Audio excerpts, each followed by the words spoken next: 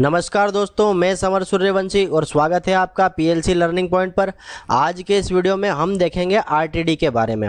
RTD का working principle क्या होता है, आरटीडी का कंस्ट्रक्शन किस तरह से किया जाता है, 2 वायर टाइप आरटीडी क्या होते हैं, 3 वायर टाइप आरटीडी क्या होते हैं और 4 वायर टाइप आरटीडी क्या होते हैं।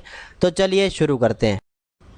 असल में आरटीडी और थर्मोकपल दिखने में तो एक जैसे ही लगते हैं और दोनों ही टेम्परेचर सेंसर होते हैं, लेकिन इनके वर्किंग प्रिंसिपल अलग अलग होते हैं। थर्मोकपल से मिलीवोल्ट टेम्परेचर कंट्रोलर को मिलता है और टेम्परेचर कंट्रोलर उस वोल्टेज को टेम्परेचर की यूनिट जैसे डिग्री सेल्सियस में कन्वर्ट करके डिस्प्ले करता है। और आरटीडी से टेम्परेचर कंट्रोलर को रेजिस्टेंस मिलता है और उस रेजिस्टेंस के according temperature controller temperature display करता है। थर्मोकपल का एक डिटेल वीडियो मैंने बनाया है जिसकी लिंक मैं आपको इस वीडियो के डिस्क्रिप्शन में दे दूंगा। अभी बात करते हैं आरटीडी की। आरटीडी का full form resistance temperature detector होता है और ये कुछ इस तरह से दिखाई देते हैं। ये एक टेम्परेचर डिटेक्टर है जिसका यूज़ हम टेम्परेचर को मेज़र करने के लिए करते हैं। आरटीडी के अंदर टेम्परेचर सेंस करने के लिए मेटल यूज़ करते हैं और जैसे जैसे टेम्परेचर इंक्रीज़ होता है इस मेटल का रेजिस्टेंस भी इंक्रीज़ होता जाता है और फिर इस रेजिस्टेंस को मेज़र करके हम ये पता कर लेते हैं कि प्रोसेस में कितना टेम्परेचर है। आरटीडी को समझने के पहले रेजिस्टेंस क्या होता है और इसका आरटीडी में क्या महत्व है ये जानना ज़रूरी है। तो चलिए इसे डिटेल में जानने की कोशिश करते हैं। जैसा कि आप यहाँ देख सकते हैं एक मेटल है और इस मेटल के अंदर ये जो वाइट बॉल्स दिख रही है ये एटम्स मतलब परमाणु होते हैं।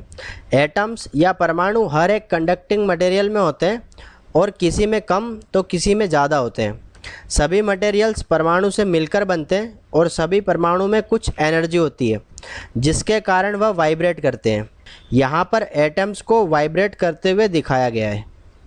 अब यहाँ देखिए एटम्स जो कि वाइट हैं और इलेक्ट्रॉन्स को ब्लैक कलर की बॉल के रूप में दिखाया गया है। और यहाँ पर एक बैटरी है जिसे किसी मेटल या कह सकते हैं कंडक्टर के साथ कनेक्ट किया गया है। जब किसी बैटरी को कंडक्टर से जोड़ा जाता है तो कंडक्टर के माध्यम से करंट मतलब इलेक्ट्रॉन्स फ्लो होते हैं और जब कंडक्टर में इलेक्ट्रॉन्स फ्लो होते हैं तो एटम्स और इलेक्ट्रॉन्स आपस में टकराते हैं और इस टकराव से इलेक्ट्रॉनों की गति कम हो जाती है। परमाणु का यह गुण जिसके कारण वह अपने माध्यम से इलेक्ट्रॉन्स फ्लो होने का विरोध करता है रेजिस्टेंस कहलाता है। यह तो हो गई बात रेजिस्टेंस टेम्परेचर डिटेक्टर में रेजिस्टेंस का मतलब क्या होता है।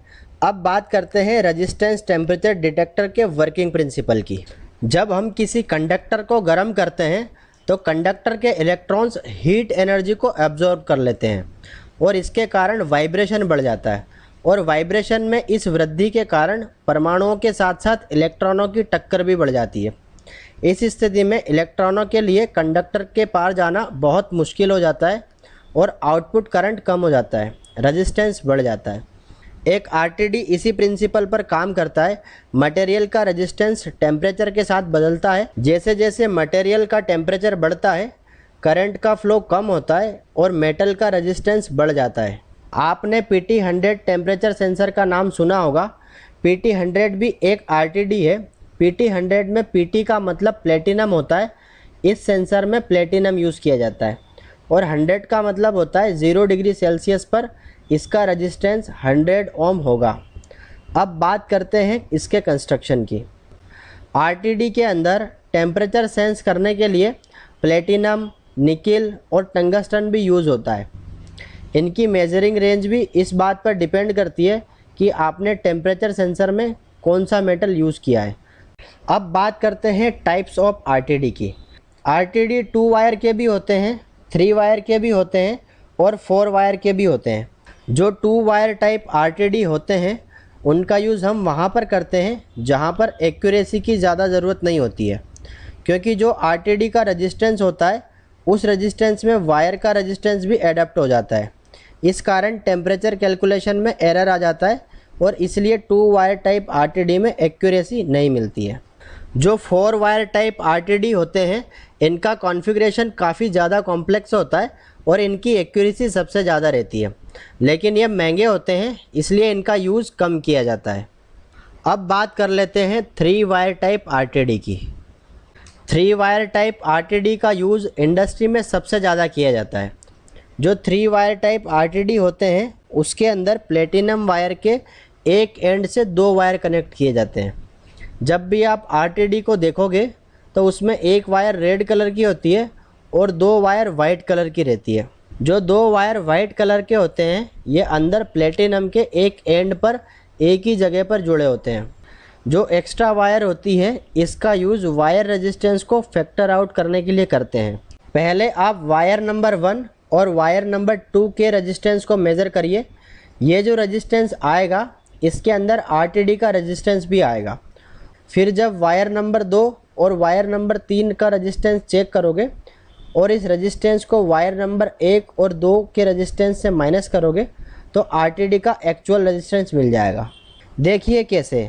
पहले स्टेप में जब हमने वायर नंबर 1 और वायर नंबर 2 के रेजिस्टेंस को मेज़र किया तो इसमें हमें वायर नंबर 1, वायर नंबर 2 और आरटीडी का रेजिस्टेंस मिला। और सेकंड स्टेप में आपने मेज़र किया वायर नंबर 2 और वायर नंबर 3 का रेजिस्टेंस। इसलिए इस फार्मूले के अकॉर्डिंग आरटीडी का एक्चुअल रेजिस्टेंस मिल जाएगा। आरटीडी को इंस्टॉल करने से पहले हमें 2 बातें ध्यान में रखनी चाहिए जिससे हमें टेम्परेचर की प्रॉपर रीडिंग मिले। पहली तो ये कि आरटीडी प्रॉपर फिक्स होना चाहिए और दूसरा आरटीडी का जो एंड पॉइंट है वो जिस भी जगह का टेम्परेचर लेना है उस पर प्रॉपर टच होना चाहिए। दोस्तों जैसा कि आज हमने देखा आरटीडी के बारे में, 2 wire type RTD, 3 wire type RTD और 4 वायर टाइप आरटीडी अलग अलग कैसे होते हैं, आरटीडी का वर्किंग प्रिंसिपल क्या होता है, रेजिस्टेंस क्या होता है और उस रेजिस्टेंस को चेक कैसे करते हैं। यदि इस वीडियो से रिलेटेड कोई डाउट हो तो आप मुझे कमेंट करें, मैं आपका डाउट क्लियर करने की कोशिश करूंगा। और वीडियो पसंद आए तो वीडियो को लाइक करें, शेयर करें और चैनल को सब्सक्राइब करें। वीडियो को पूरा देखने के लिए बहुत बहुत धन्यवाद। जय हिंद।